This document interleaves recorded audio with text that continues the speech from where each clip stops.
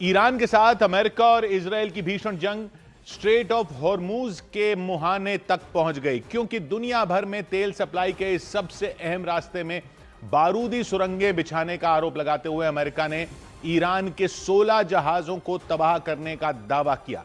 इस बात की जानकारी खुद अमेरिका के राष्ट्रपति डोनाल्ड ट्रंप ने दी, लेकिन हॉर्मूज गलियारे तक पहुंच चुकी जंग की आग के बाद मानो ईरान और ज्यादा भड़क गया।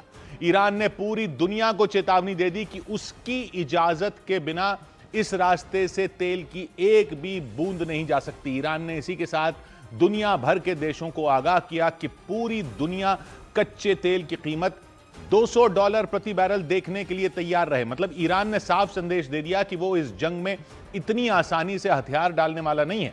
जबकि अमेरिका के राष्ट्रपति ट्रंप ने अपनी खुफिया एजेंसियों की रिपोर्ट के हवाले से यह दावा किया कि ईरान पूरी दुनिया के लिए बेहद जरूरी समंदर के इस रास्ते को बारूद से पाटने की तैयारी में था। और ट्रंप के मुताबिक जैसे ही उन्हें इस बात की जानकारी मिली, उन्होंने अपनी सेना को आदेश दे दिया कि किसी भी तरह ईरान को समंदर में बारूदी सुरंगें बिछाने से रोका जाए। और खबरों के मुताबिक अमेरिकी फौज ने बिना वक्त गंवाए स्ट्रेट ऑफ हॉर्मूज में ईरान की नावों और जहाजों को निशाना बनाकर हमला बोल दिया। अमेरिका की सेंट्रल कमांड ने दावा किया कि हॉर्मूज गलियारे में उसने एक या दो नहीं बल्कि 16 नावों जहाजों को तबाह कर दिया। अमेरिका की फौज ने यह भी दावा किया कि उसने ईरान के जिन 16 नावों को डुबोया वो समंदर में बारूदी सुरंग बिछाने में जुटी थी। अमेरिकी सेंट्रल कमांड ने इस हमले का एक वीडियो भी जारी किया, जिसमें अमेरिका की वायुसेना समंदर में ईरान के जहाजों पर बम और मिसाइलें गिराती दिखी। जो बोट्स जो हैं जो माइंस डालते हैं वो छोटे बोट्स होते हैं। और अमेरिका ने एक वीडियो रिलीज़ किया है, सेंटकॉम ने, अमेरिकन ने के फोर्सेस ने, कि तकरीबन 16 बोट्स जो हैं, 16 बोट्स अमेरिका ने मारे हैं जो माइन वाले बोट्स हैं। हॉर्मूज गलियारे में हमला करके ईरान के 16 जहाजों को डुबोने का दावा करते हुए ट्रंप ने यह ऐलान भी कर दिया कि आगे भी इस तरह के हमले जारी रहेंगे। यानी साफ हो गया कि ईरान और अमेरिका की लड़ाई का दायरा सिर्फ जमीन या आसमान तक सीमित नहीं रहा, बल्कि समंदर की लहरों पर भी बारूद बरसना शुरू हो गया। और पूरी दुनिया में तेल और दूसरे सामान की सप्लाई का माफ कीजिएगा सबसे अहम समुद्री रास्ता जंग का नया मैदान बन गया।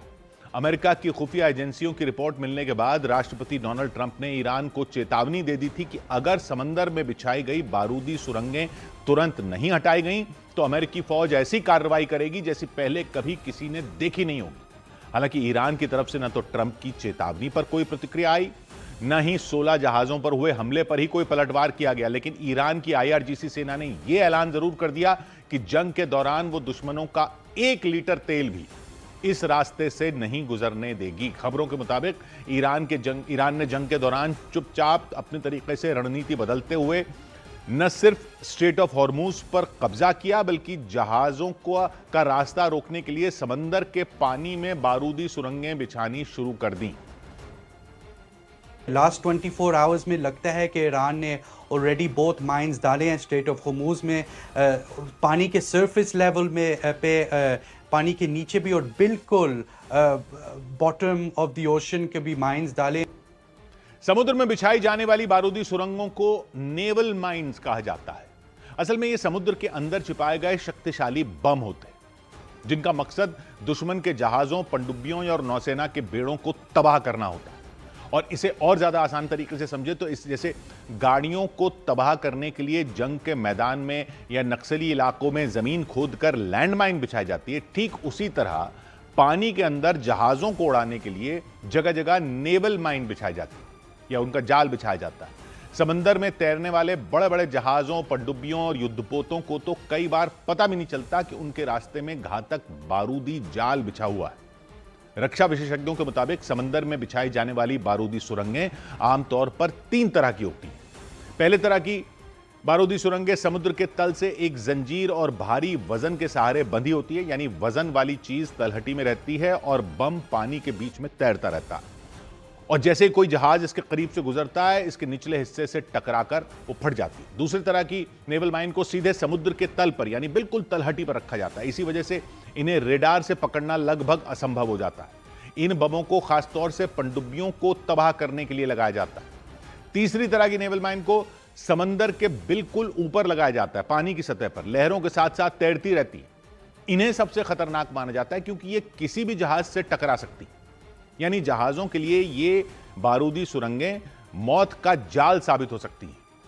खबरों के मुताबिक ईरान के पास करीब 5000 नेवल माइन का जखीरा है, यानी हजारों बम ऐसे हैं जो जहाजों से टकराने पर सिर्फ फटते ही नहीं बल्कि उनमें ऐसे सेंसर लगे हुए होते हैं जो जहाजों के इंजन या प्रोपेलर की आवाज को सुनकर एक्टिवेट हो जाते हैं। प्रोपेलर हर जहाज में लगा एक बड़ा सा पंखा होता है जो पानी को पीछे धकेलता है और जहाज को आगे बढ़ाने में मदद करता है। इसके चलने पर तेज आवाज होती है। ईरान के पास मौजूद कुछ बारूदी सुरंगों में तो ऐसे सेंसर लगे हैं, ऐसा बताया जा रहा है, जो पानी के प्रेशर यानी दबाव में बदलाव होते ही फट जाते हैं। मतलब भारी भरकम जहाजों के गुजरने पर पानी के प्रेशर में जो बदलाव होता है वो उसे महसूस कर लेते हैं और फट जाते हैं। जबकि कुछ बारूदी सुरंगों में चुंबक लगे हों और वो पानी के अंदर लोहे के जहाजों से चिपक कर विस्फोट कर देती।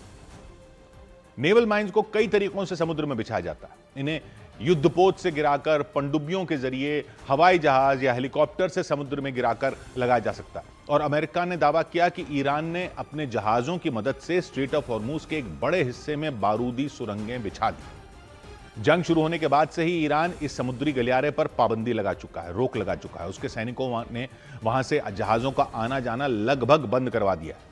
अमेरिका ने दावा किया कि जंग का दायरा बढ़ने के बाद ईरान ने हॉर्मूज गलियारे को बारूदी सुरंगों से भर दिया। अभी ईरान का जो मेथड है वो शिफ्ट हो रहा है। वो कह रहे हैं कि इधर माइंस भी लगा सकते हैं। This is the new tactic from Iran के माइंस पानी में डालेंगे और जब कोई टैंकर फिर आगे चलेगा उधर एक्सप्लोजन हो सकती है। माना जा रहा है ईरान जंग के इस माहौल में हॉर्मूज गलियारे के जरिए पूरी दुनिया की ऊर्जा जरूरतों पर पूरी तरह कंट्रोल कर लेना चाहता है ताकि वो अमेरिका को झुका सके, क्योंकि हॉर्मूज गलियारा वही रास्ता है जहां से खाड़ी देशों का ज्यादातर तेल पूरी दुनिया में सप्लाई होता है। फारस की खाड़ी में मौजूद सऊदी अरब, यूएई और कुवैत जैसे तेल उत्पादक देशों के टैंकर इसी रास्ते से दुनिया तक पहुंचते हैं। लेकिन हॉर्मूज गलियारे पर कब्जा करके बैठी ईरान की आईआरजीसी सेना ने वहां पहरा और सख्त कर दिया। नतीजा यह हुआ कि करीब 1000 से ज्यादा जहाज वहां अटक गए हैं। इनमें 200 से ज्यादा तेल से लदे जहाज बताए जा रहे हैं। इन जहाजों पर काम करने वाले अलग अलग देशों के 20,000 से ज्यादा कर्मचारी भी फंस गए हैं, ऐसा बताया जा रहा है। खबरें तो ये भी आई कि ईरान ने कुछ जहाजों पर मिसाइलों से हमले भी किए। लास्ट 24 आवर्स में हमने देखे इधर तकरीबन 3 या 4 अटैक्स हुए हैं। इरानियन मिसाइल के अटैक्स वेसल्स पे, शिप्स पे स्ट्रेट ऑफ हॉर्मूज में जो बैठे हुए हैं, वेट कर रहे हैं। तकरीबन 1000 शिप्स वेट करे हैं। बताया गया कि ईरान ने उन जहाजों को निशाना बनाया जिन्होंने अपने रडार सिस्टम को बंद करके, लाइटें बंद करके रात के अंधेरे में चोरी छिपे स्ट्रेट ऑफ हॉर्मूज को पार करने की कोशिश की। यानी ईरान ने समंदर के इस सबसे अहम रास्ते पर पूरी तरह कंट्रोल कर लिया। माना जा रहा है ईरान ऐसा करके दुनिया की अर्थव्यवस्था पर दबाव बनाना चाहता है ताकि अमेरिका और इजराइल हमले बंद करने के लिए मजबूर हो सके। स्ट्रेट ऑफ हॉर्मूज से दुनिया से रोजाना 150 से ज्यादा जहाज गुजरते थे, लेकिन ईरान की पाबंदी के बाद यह संख्या बेहद कम हो गई। पूरी दुनिया में होने वाली तेल और गैस की सप्लाई का करीब 20% हिस्सा इसी हॉर्मूज गलियारे से होकर गुजरता है। लेकिन वहां जहाजों के फंस जाने के बाद दुनिया भर के कई देशों में तेल और गैस संकट पैदा हो गया।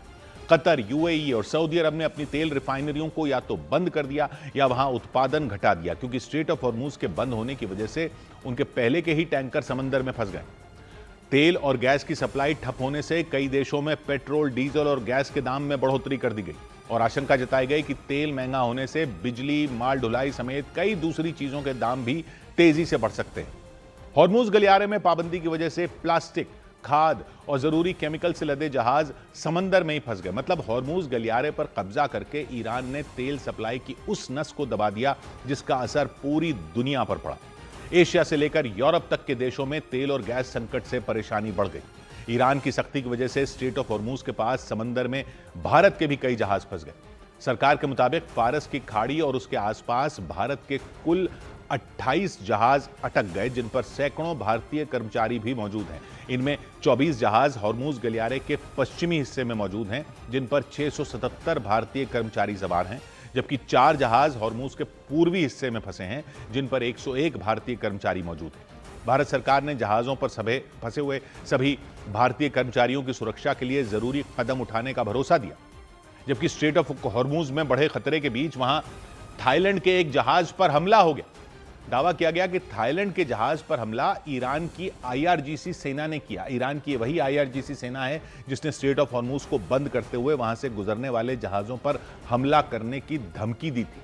उसने हुंकार भरी थी कि अगर स्ट्रेट ऑफ हॉर्मूज की किसी भी देश के जहाज ने पार करने की कोशिश की तो वो उस पर मिसाइलों की बारिश कर देगा। और हुआ भी वैसा ही। पश्चिमी मीडिया के मुताबिक स्ट्रेट ऑफ हॉर्मूज में ईरान ने 3 जहाजों को निशाना बनाया। उनमें थाईलैंड के जहाज पर आग लग गई। दावा किया गया कि जहाज पर हुए हमले की वजह से उसके चालक दल के 3 सदस्य लापता हो गए। इसके बाद उनकी तलाश में बचाव अभियान शुरू किया गया। पश्चिमी मीडिया के मुताबिक थाईलैंड के जिस जहाज पर हमला हुआ उसकी पहचान मयूरी नारी के तौर पर हुई। खबर है कि वो जहाज स्ट्रेट ऑफ हॉर्मूज से गुजर रहा था। जिस वक्त उस पर हमला हुआ उस वक्त वो जहाज स्ट्रेट ऑफ हॉर्मूज में ओमान के तट से करीब 17 किलोमीटर की दूरी पर था। तभी उस पर हमला हुआ। उसमें भयानक आग लग गई। हमले के दौरान जहाज पर चालक दल के 23 सदस्य मौजूद थे और उनमें 3 लोग लापता बताए गए। इसका पता चलने के बाद थाईलैंड ने ओमान के अधिकारियों से बातचीत शुरू की और लापता हुए चालक दल के सदस्यों की तलाश शुरू कर दी।